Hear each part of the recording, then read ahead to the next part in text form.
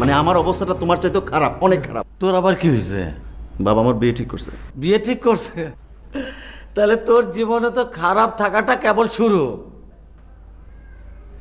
তুই খালি বিয়া করে দেখ খারাপ থাকাটা কত প্রকার এবং কি কি, তারপর বুঝবি। খালু তোমাকে কি করে বলি, মানে আমি বিয়ে করতে চাচ্ছি আবার বিয়ে ভাঙতেও চাচ্ছি, বুঝছো? কি রে, এটা আবার কি? এ তো দেখি তোর খালার ক্রেডিট কার্ডের ইন্টারেস্ট আছে না, তার থেকেও জটিল কেস। খুলে বলতো বাবা। খালু শোনো, আমি একটা মেয়েকে পছন্দ করি কিন্তু বাবাকে বলতে পারছি না। আমি যে মেয়েটাকে পছন্দ করি আমি তাকে বিয়ে করতে চাই, বাবাকে কিছুতেই বলতে পারছি না। বাবা অন্য একটা মেয়ের সঙ্গে আমার বিয়ে ঠিক করে ফেলেছে, আমি ওই মেয়েকে বিয়ে করব না। এখন আমি আমার পছন্দের মেয়েকে বিয়ে করব, কি করতে হবে কিভাবে করব তোমরা ব্যবস্থা করবা, ব্যাস। তুই আমার সাজেশন চাচ্ছিস? হ্যাঁ। একটা কাজ কর, তুই যে মেয়েটাকে পছন্দ করিস সোজা গিয়ে তাকে বিয়ে কর। তারপর বাবা কি বলবো? বাবাকে আবার কি বলবি? তোর বাবা যে মেয়েটাকেও পছন্দ করে তাকেও আবার বিয়ে কর। আর তোর খালা উনি যদি কোনো মেয়ে পছন্দ করে থাকে তাকেও বিয়ে করবি। এই, তুমি ওকে কি বললে? ও কি তোমার মতো সরকারি আমলা নাকি? হ্যাঁ, তোমরা তো সব সরকারি আমলেই একই চেহারা, একই নীতি। তুমি কি ওকে ওই সুবিধাবাদী হওয়ার বুদ্ধি দিচ্ছ না? খালা প্লিজ, তোমাদের এসব সরকারি বেসরকারি আলাপ বন্ধ করো না প্লিজ। আমার কথাটা শোনো, আমার সমস্যার কথাটা শোনো, আমার সমস্যার একটা সমাধান দাও প্লিজ। বাবা তুই মাথা ঠান্ডা কর, তোর সমস্যাটা বল। কবে আর বলবো আমি বুঝতে পারছি না। খালাকে বলছি, তোমাকে বলছি, আবার বলবো। আমি আমার পছন্দের মেয়েকে বিয়ে করতে চাই কিন্তু বাবা আমার পছন্দের মেয়ের সঙ্গে আমাকে বিয়ে দেবে না, তার পছন্দের মেয়েকে আমাকে বিয়ে করতে হবে। এখন তোমরা সবাই আমার সঙ্গে রাজশাহী যাবে, রাজশাহী গিয়ে বাবাকে বুঝিয়ে বলবে বাবার পছন্দের মেয়ের সঙ্গে আমার বিয়ে ক্যান্সেল করবে, আমার পছন্দের মেয়ের সঙ্গে আমার বিয়ের ব্যবস্থা করে দেবে। এটা হলো আমার কথা, বুঝছো?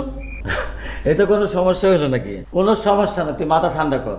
কালকে সকালে আমার অফিসে চলে আসবি। আমার অফিসে অনেক ধান্দাবাজ লোক আসে, একজনের সাথে মিলাই দেবো, প্রবলেম সলভ।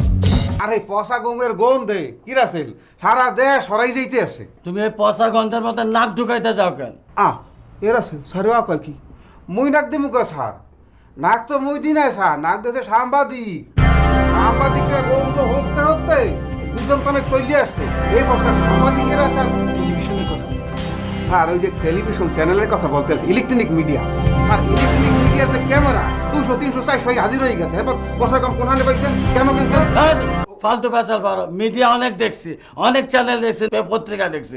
ওদের কাজ নাই তোমার গমের পিছনে লাগবে। ওই মিডিয়া চ্যানেল ওগুলি কে গোনে? ওগুলি আমি পাত্তা দেই না। কামের আলাপ করো তুমি। স্যার আরে জয়, আছো আছো, ভিতরে বসো। খালু মানে তুমি কি ব্যস্ত আছো?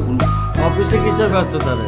অফিসে এসির মধ্যে গল্প গুজব, রিল্যাক্স করা, বুঝছিস, আর খাওয়া দাওয়া।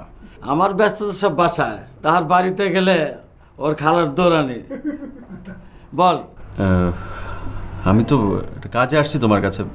কালকে যে বললাম তোমাকে, তুমি আসতে বললো না অফিসে? তো পরিচয় করাই দিচ্ছে, এটা হলো মিজান। তোর খালার সামনে যার কথা বলছিলাম, 1 নম্বর ধান্দাবাজ। পৃথিবীর এমন কোনো কাজ নাই সে করতে পারে না। এটা তার অ্যাসিস্ট্যান্ট। তুই জিজ্ঞাসা করে দেখ একবার তার জীবনের এম কি। কি লক্ষ্য কি আপনার জীবনের লক্ষ্য কি? স্যারের অ্যাসিস্ট্যান্ট হিসেবে কাজ করি, স্যারের মতো হইতে চাই। আপনার ওস্তাদ কি করেন? দালালি। ওনারা আমার কি কাজ করবেন? মানে আমার যে সমস্যা, সেই সমস্যার সমাধান ওনারা কিভাবে করবে আমি তো বুঝতে পারছি না। আমি এখনো বুঝিস নাই কার সাথে পরিচয় করে দিছি? বড় বড় লোকগুলি ধরা খায়, এই এরা উদ্ধার করে দেয়। বল কি খাবি? না আমি খাই আসছি, আমি খাবো না। আরে খায়া তো আমি আসছি, এরা আসছে। এখানে খাবি, অসুবিধা নাই। সরকারি পয়সায় খাবি, কিসের অসুবিধা?